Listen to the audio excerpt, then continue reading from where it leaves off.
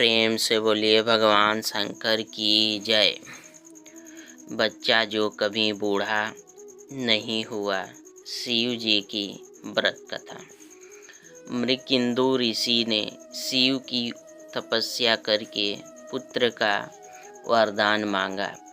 शिव प्रकट हुए और पूछने लगे, तुम अधिक आयु वाला साधारण पुत्र चाहते हो अथवा मात्र 16 वर्ष की आयु वाला बुद्धिमान और तेजस्वी पुत्र चाहते हो।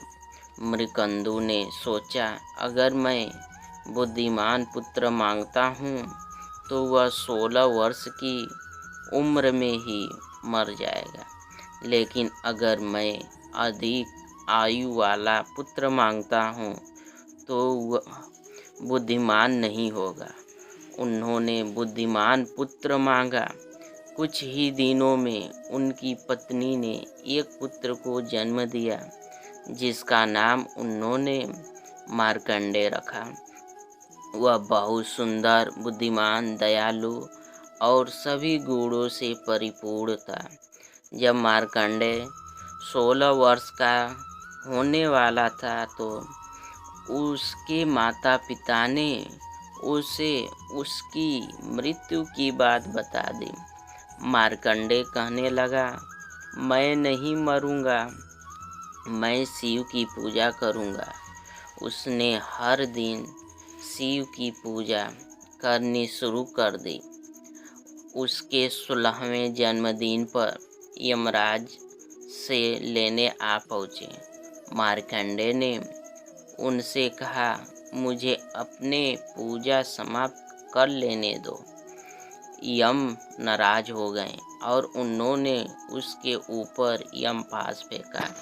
शिव प्रकट हो गए और उन्होंने यम को यमलोक लौट जाने का आदेश दे दिया और बोले, वापस पृथ्वी पर मत आना। यम चले गए।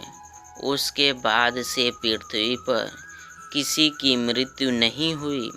पृथ्वी पर आबादी बहुत बढ़ गई। देवी पृथ्वी शिव के पास गई और कहने लगी, मैं इतना भार नहीं उठा सकती, कृपया यमराज को पृथ्वी पर भेजिए।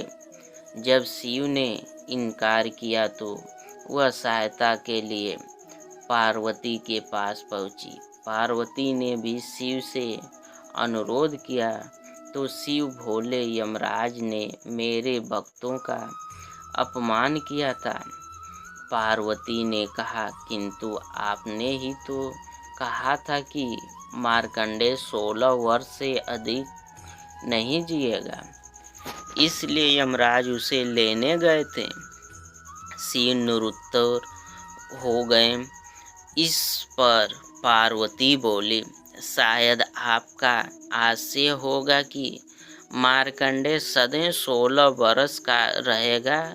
इसी बात को यमराज समझ नहीं पाए होंगे। शिव तुरंत प्रसन्न होकर बोले, बिल्कुल सही बात थी। उन्होंने तुरंत यमराज को पृथ्वी पर जाने की अनुमति दे दी और मार्कंडेय सदैव 16 वर्ष का ही रहा। हमें आप लाइक और सब्सक्राइब करके फॉलो कर सकते हैं, जहां से आपको नए पोस्ट के बारे में पता सबसे पहले चलेगा। हमारे साथ बने रहने के लिए आपका धन्यवाद। जय हिंद, जय भारत।